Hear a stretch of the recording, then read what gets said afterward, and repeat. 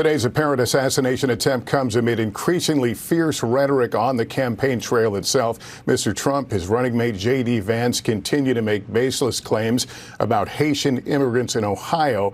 This weekend, there were new bomb threats in that town. Our Maggie Vespa is in Columbus, Ohio, with more. Do you expect there to be calls from within the Trump campaign to do that? Because he's going to reach out to his supporters and say, let's take this down. We do not know, again, the source of any gunshot or gunshots. We don't know who's responsible for this. The whole thing has yet to be 100% confirmed from start to finish how this all played out. But do you expect to hear anything from the Trump campaign about toning down the rhetoric, toning down the violence, or would that be atypical of the former president?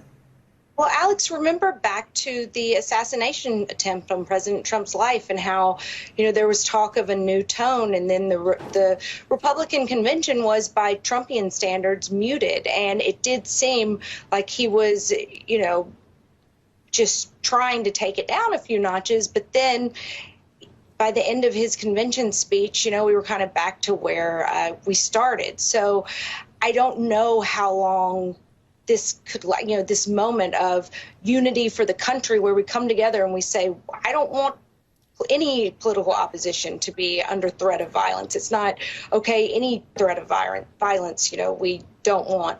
I would love for us to have a unity type moment, but I think it's probably going to be pretty fleeting, as we've seen in the past. All right, guys, so we got to follow up on the bombshell story of the day, which is the second failed assassination attempt on President Trump within the last 2 months. Now, we have some new details about what happened as the story continues to evolve and to change, because initially it was reported that the would-be assassin, who apparently got access to Trump's golf course via a fence surrounding the perimeter, was in a shootout with somebody else, right? This was the initial kind of report, okay? And then after that, it involved two reports that the shooter had shot at former President Trump as he was golfing, and then the Secret Service fired back, and then the shooter ran away until they eventually caught him. And now the story allegedly is that the shooter never actually really fired a shot. It was the Secret Service that engaged him first, after spotting the gunman as they were kind of inspecting the holes ahead of Trump, basically doing their rounds, trying to make sure that everything is good to go. And they spotted the shooter and ended up engaging first.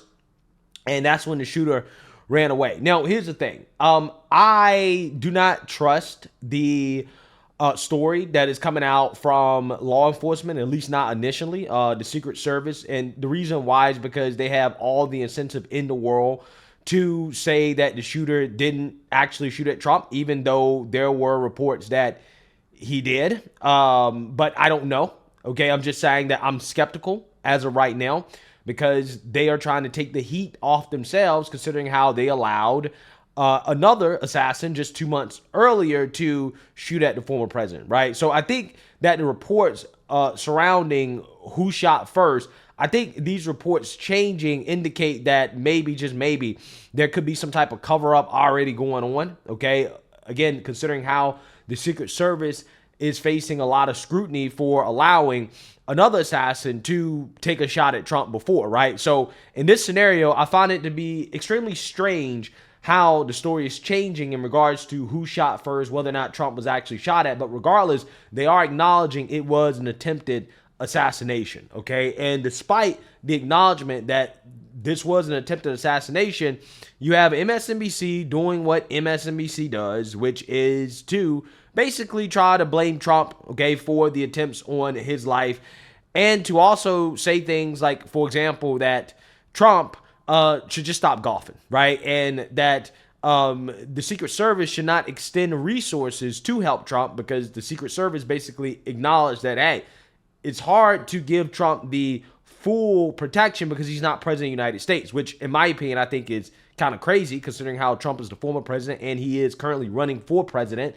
And I don't think that it could be understated the gravity of this here. We're talking about 2 attempted assassination attempts. We know from our conversations with people, voters, Americans on the ground, that there are fears of violence, further violence in the country. And where is the United States heading here? We have heard talk of potential civil war. We have watched January 6th unfold and the willingness of thousands of individuals to go and attack police officers. We have watched members of Congress be shot at. We have watched now a former president of the United States, apparently 2 attempted assassinations. And it is a cause for alarm and concern. We saw in the immediate aftermath of the Butler, Pennsylvania attack, Donald Trump went to the Republican National Convention. And I think at least his tenor was more solemn, a little bit more retrospective. That quickly changed. And you could say that more so than ever, the rhetoric, the divisiveness of our politics today is intense. Yeah. And So there's an inevitable sit down with protectees across the Secret Service spectrum about open air events. This is going to happen. I guarantee you. The question I can't answer right now is whether each protectee is going to go with the program. In other words, will Donald Trump, if encouraged by the Secret Service to stop golfing, or to change golf courses or do something, that's far more protected, will he abide by that? I think in these remaining weeks, I would take the advice of security professionals, whatever they say, but we're already living in a society where our nominees, our vice presidential nominees, are speaking from behind bullet-resistant glass at open-air rallies. How far can this go? How far can we fund, if at all, the Secret Service to put numerous drones up to see an aerial shot of golf courses, concerts, rallies? Is this going to become the norm? Where is the perimeter? Because the more you move a perimeter out, we're already hearing that this shooter was on the fence line or behind the fence line of the golf course. Where do you put your perimeter? How many agents, how many police officers will you need? Do you need an entire, square acre? Do you need miles of perimeter? These are questions that almost can't be answered because they're cost prohibitive and resource prohibitive.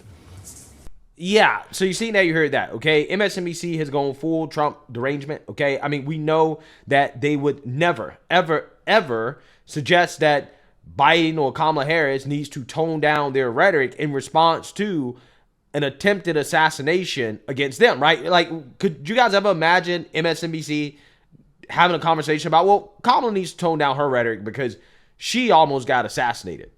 But that's what they're doing with President Trump, right? Instead of talking about how MSNBC should tone down their rhetoric, maybe Democrats should tone down their rhetoric. Maybe they should stop calling Trump Hitler and openly platforming individuals that spread hatred towards President Trump. No. They never have that conversation, okay? Instead, they want to talk about how it is unreasonable and maybe not possible to extend enough resources to protect the former president, okay? As if President Trump shouldn't get the same protections that Joe Biden is getting, right? And that Kamala Harris is getting. I mean, there's no doubt in my mind that Kamala Harris is getting better protection than former President Trump at this point, right? No doubt in my mind. So this conversation about whether or not we have the resources, I think is kind of silly, because if we have the resources to protect Kamala Harris and Joe Biden, why don't we have the resources to protect former President Trump, right? It doesn't make sense. Again, they would never ask questions like this or have this type of conversation if the roles were reversed. So that is MSNBC, full-blown deranged, okay, because they really want to avoid talking about the real conversation we should be having, which is about the failed assassin, okay, who has been identified as Ryan Routh. Now, this guy, there's a whole lot of information coming out about him, and it has basically been revealed that this guy has been radicalized, probably by the Democrat Party and outlets like MSNBC, specifically on the subject of Ukraine. First of all, through our law enforcement sources, we've confirmed that the gunman is a man named Ryan Wesley Routh, that there's a previous charge involving him and a weapon of mass destruction, I believe, from 2022. What more have you been able to learn about this man, Dave? Brian, good to be with you. He was not on our radar here at the Palm Beach County City Attorney's Office. He's someone who was from North Carolina. He lived in, or maybe even lives now in Hawaii, but he has had some very unusual social media posts, some bizarre posts where he obviously cares very deeply about Ukraine and says that that's good versus evil. You know, it is interesting, someone who can see the difference between good and evil, that Ukraine was fighting for its survival against the tyrannical, Putin regime who invaded them. I mean, good versus evil. But at the same time, you can't determine what's good and evil in as far as getting an AK-47 style rifle and trying to kill someone, to try to murder someone. That is, to me, how bizarre this is. Like, it doesn't make sense. You understand the difference between good and evil here, but not over here. And to think that somehow he was going to help Ukraine by assassinating former President Trump, the whole thing is bizarre. But then again, people who are totally normal don't try to commit these types of crimes. That doesn't mean he's legally insane, by the way. The fact that he fled, the fact that he ran off, and thankfully we had a good Samaritan who was able to identify him, and we knew what kind of car he was driving. But the fact that he drove off tells you he knew the difference between right and wrong. And that's why it'll be hard for him to have an insanity defense. So this guy is facing a whole lot of hurt right now. Yeah, so you're seeing that, you heard that. Now, this guy was convicted of possessing a weapon of mass destruction in 2002. And when it comes to the Ukraine stuff, that is when it kind of gets very weird, okay? Because this guy apparently was very passionate about the war in Ukraine and Ukraine beating Russia, to the point where he is seen in a lot of videos online that are circulating of him recruiting people to actively go and fight in this war in Ukraine, for Ukraine, because he believes that it is a fight of good and evil. Now, where did he get that from? Where did he get all this stuff from? Well, it's obvious where he got it from, and you're going to see that as we go over some of the information that has been found about him online and some of his social media posts. This guy was a radical, right? He was radicalized by the left. Now, the leftists are going to try to run some spin here because apparently this guy supported Trump in 2016, but after Trump became president, he went full-blown Trump deranged, okay? And he basically started openly supporting Democrats, okay? And basically his whole thing has been anti-Trump, okay, to the point where he advocated for Nikki Haley and Vivek Ramaswamy to combine, to join teams and to try to take down Trump in the primary. This dude just wanted Trump out of office, and clearly he sees Trump as a threat to Ukraine. Well, why? Because Kamala Harris and the Democrats claim that Trump is going to allow Putin to take over Ukraine. And if you think that, this is a battle of good and evil, and you believe that Trump is going to allow evil to win and that Trump is evil himself, right? Then it kind of makes sense in regards to a motive here. Again, where is he getting all this from? Why would he believe all this stuff? Well, it's because he was radicalized. And I think it's going to be obvious here as we read through this article on the New York Post. So let's get into it. The alleged gunman, who authorities said targeted former President Trump while he golfed in Florida Sunday afternoon, previously declared on social media that, quote, democracy is on the ballot this year and, quote, we cannot lose, echoing the anti-Trump rhetoric used by Vice President Kamala Harris and President Biden. Interesting. Democracy is on the ballot. Now, who says that? Who screams and shouts things like that on a daily basis? Democrats, MSNBC, CNN, all of the liberal media, okay?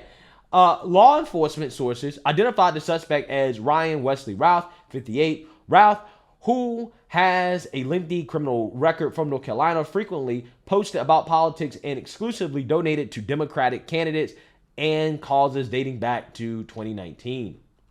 He also bashed Trump in an April 22nd post on X in which he declared democracy is on the ballot and we cannot lose. So this is him, okay? This is an undated photo. I guess you can call this white dudes for Harris, okay? I think this is the perfect summary of how you could describe that group of people, right? White dudes for Harris right here. Don't get it twisted. They're going to try to spin this and try to say, well, he was a Republican. He voted for Trump in 2016. Again, just like the last guy, you got to look at the details, and you can see that this guy clearly was very anti-Trump. He was very Trump deranged. He was radicalized by the left, no doubt. He advised Biden, 81, in an April 22nd X post when he was still running for re-election to run a campaign around keeping America democratic and free, aka keeping America under Democrat Party control. Okay, this guy was a supporter of the Democrat Party. Don't get it twisted. He claimed Trump wants to, quote, make Americans slaves against master. Quote, democracy on the ballot and we cannot lose. He wrote a similar slogan commonly used by President Biden and Vice President Kamala Harris. We cannot afford to fail. Routh continued. The world is counting on us to show the way. This is similar language that Harris continues to use on the campaign trail. On August 29th, she said at a rally in Savannah, Georgia, we are fighting for our democracy. On July 31st, she said at an event in Houston that, quote, our fundamental freedoms are on the ballot and so is our democracy, after using identical wording at a sorority event the same day. Tom Fitton, president of the conservative legal group Judicial Watch, told the Post, quote, it is no coincidence that Routh repeated Kamala's and Joe's extreme rhetoric against Trump. At this point, it is an excusable indictment. Yeah, it really is. Again, I think it's clear and obvious what's going on here. Spokespeople for Biden and Harris did not immediately respond to requests for comment. I highly doubt they're going to come out here and really condemn it, right? They might one time and then they'll move on and pretend like nothing happened, just like the rest of the media. And considering the circumstances of the last attempted assassination on Trump and the fact that inexplicably the Secret Service allowed a guy close enough to try to assassinate the former president, I mean, even though he was clearly in a spot that the Secret Service should have had on lockdown, and now you have this happening. This guy got within 300, 500 yards of President Trump as he's golfing. Yeah, I got a whole lot of questions, okay? The same way that I had a whole lot of questions about the last failed assassination attempt. Something strange is going on with the Secret Service. I don't think that Trump can trust the Secret Service or any federal law enforcement to protect him. I think at this point he has to hire private security, maybe work with the state. I just don't trust Secret Service at this point. This is why I'm not necessarily believing their story that the guy didn't shoot first or he didn't get off a shot, because that's the last thing that they would want, right? The last thing they would want is a story that, oh, wait, the Secret Service allowed somebody else to potentially shoot the president, right? To get off a shot. Yeah, I'm not believing anything that comes from them at this point. But let's scroll down here. Routh chipped in money for Democrats running for office in liberal causes since 2019. Between September of that year and March 2020, he contributed more than $140 on the Democratic fundraising platform ActBlue, Federal Election Commission filings show. Yeah, so this is similar to the last would-be Trump assassin that also contributed Democrats as well too, right? So these people are overtly Democrat Party supporters. They're sending money to Democrats, okay, because they support Democrats. Again, don't let the left try to twist this story into something that is not, okay? The records did not list an employer. His LinkedIn shows that he attended North Carolina Agricultural and Technical State University, but relocated to Hawaii sometime around 2018. Routh describes himself on LinkedIn as mechanically minded and enjoying ideas and invention and creative projects with artistic flair. Routh was spotted by Secret Service agents near the Trump International Golf Club, West Palm Beach, with a Soviet-style SKS assault rifle, according to sources. The agents opened fire on him, but he fled. Routh was later arrested on I-95 by local police. His social media account was also filled with nonsensical tweets and replies, while also voicing strong support for Ukraine in its war against Russia and Taiwan in its struggle against China. One reply to X's owner, Elon Musk, seemed to entertain purchasing a rocket from the billionaire. Quote, I would like to buy a rocket from you. I wish to load it with a warhead for Putin's Black Sea mansion bunker to end him. Can you please give me a price? It can be old and used as not returning, Routh wrote. Yeah, so again, this guy clearly hates Putin, okay, to the point where he is asking Elon Musk to purchase rockets. Again, this is nonsensical. It doesn't really make any sense, but it really shows you how deranged this individual was, how radicalized he is. He claimed on X that he tried to sell the idea of having former Afghanistan troopers fight for Ukraine in Russia, but was denied multiple times before giving up after 6 months. He also said he visited Kiev and claimed that he would be willing to fight on the front lines if he were permitted to. Roth was a supporter of Vivek Ramaswamy and Nikki Haley, according to one of his posts in which he encouraged the Republican presidential candidates to continue their races. You cannot quit. Why? You must stay on the ballot to the end. You must fight. You must continue giving speeches and push all the way to election day, no matter the election results. Do not give in. Join Nikki and keep working. Never give up, he wrote to Ramaswamy. Yeah, so I don't understand why he would be supporting Ramaswamy. Because Vivek Ramaswamy is definitely not pro-Ukraine, right? I think he's pretty similar to Trump in regards to foreign policy. But Nikki is very pro-Ukraine, right? So maybe his whole thing was that, well, we just need a GOP ticket to take down Trump, and then we'll deal with, the rest of the stuff, okay? Maybe that was his approach. I'm not sure. I wouldn't call him a Vivek Ramaswamy supporter, okay? I would call him a supporter of the Democrat Party. He was a supporter of the establishment. He was a supporter of the agenda in regards to helping Ukraine fight against Russia. He was a supporter of these things, right? And he hated Trump. He was very Trump deranged. For the mainstream liberal media, at best, he was a never Trump, which still does not relieve the mainstream liberal media and the Democrat Party of responsibility, because as we've seen, the never Trumpers like Liz Cheney, Adam Kinzinger, they're voting for Democrats, right? They're supporting Democrats, okay? They're all on the same team. So, again, they'll try to play this game and say, oh, he voted for Trump in 2016. Oh, he was a Republican. Okay, again, if you get into the details, it's clear. He was Trump deranged, radicalized by the media, by Democrats against Trump, because he believes that Trump is a threat to democracy and that democracy is on the line. And he was a supporter of Joe Biden. He just hated Trump, right? And that's just what it was. So at this point, we will get more information about this guy, but it's not looking too good right now for the Democrats. Their rhetoric is out of control. MSNBC's rhetoric is out of control. CNN's rhetoric is out of control. And we're continuing to see the consequences of the out of control rhetoric from the left in this country. Like I've told you guys before, and I'll tell you guys again, their rhetoric has caused more political violence in this country than we've ever seen, right? We've never seen anything like this before, and it's coming from the left. It has overwhelmingly been done by Trump deranged left-wing extremists. And here we have another one here acting out after being brainwashed by the Democrats and the mainstream liberal media. So let me know what you guys think. Make sure you like, comment, and subscribe. Most importantly, share a Black conservative perspective. Peace.